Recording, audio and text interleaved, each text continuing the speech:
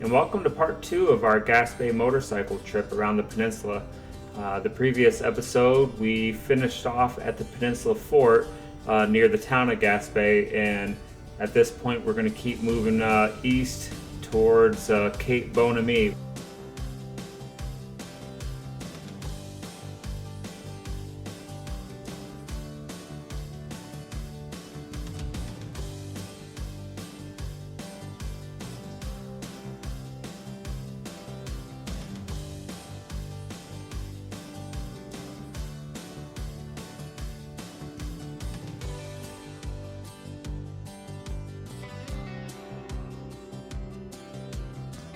So the park does have a small fee to get in, but from what I'm told, the hiking here is amazing. As you can see on the right, there's a nice big plateau that takes you to the top. There is some nice overlooks there. We didn't make it there because we just kind of took the bikes to the end that takes us to a beautiful beach, as you'll see here in a few seconds. And yeah, we just kind of hung out there for a minute. The water is really cold. There were some sea lions that kind of popped up every now and then. But yeah, definitely worth the visit to come in here and check it out.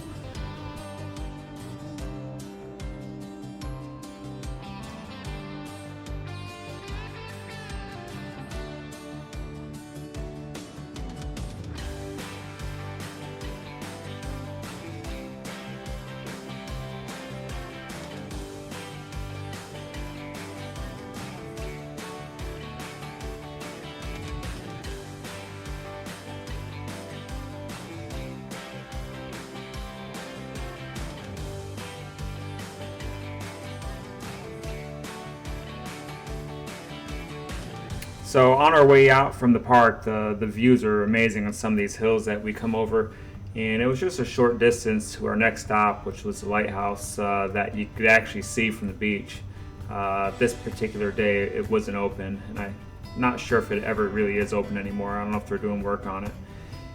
But yeah, just a nice little stop, and as you can see, we had great weather too, and once again the traffic was pretty minimal for us.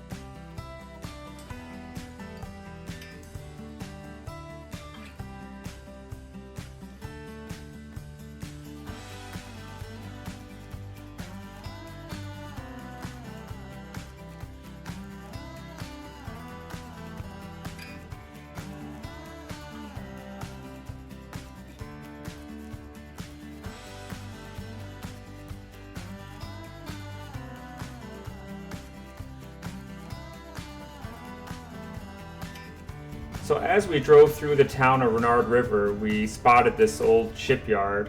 It didn't look like many people were working on anything, but there's a whole bunch of really big fishing boats that are likely in there for repairs or maybe just parting out. It would have been cool to kind of go in there and take a look at them, but it did provide an opportunity to snap a picture of all of us in front of this old boat, which was always good.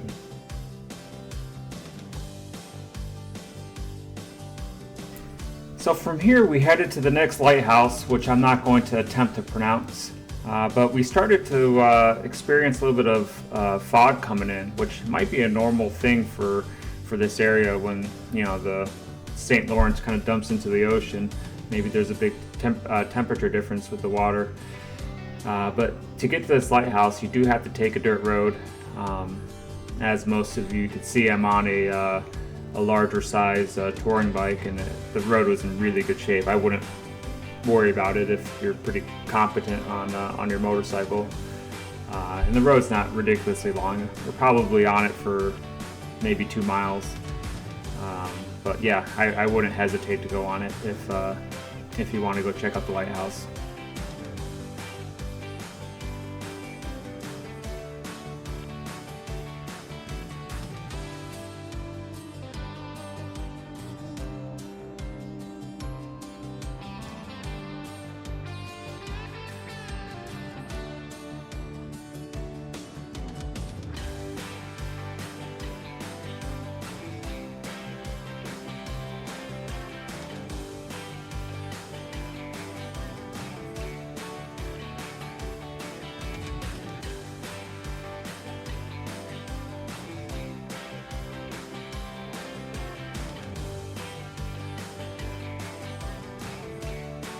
This is always neat when you're at elevation and you're above the clouds, or in this case, some fog. It doesn't happen too often for me, probably just a handful of times, but it's always nice to soak it in, and obviously in person it's a lot more interesting to see.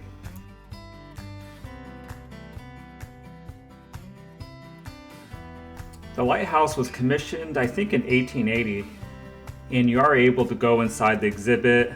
They have the house portion and then the lighthouse tower that you can climb right up to the top. And it's a little bit confusing with the tickets because I think there's 3 variations of tickets of what you can and can't do. So just make sure you know what you'd like to do. The lighthouse is definitely worth it. So we went up right up to the top. As you can see, we couldn't see too far because of the fog, but it didn't really change the experience. It's definitely worth going. It wasn't that expensive. I think it was like $5 or something like that.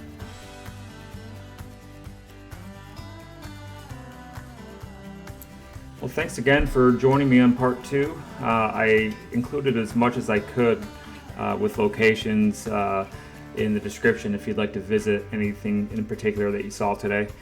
But yeah, I should be able to get part 3 out relatively soon, maybe next week, and there might be a part 4 as well. All right, thank you.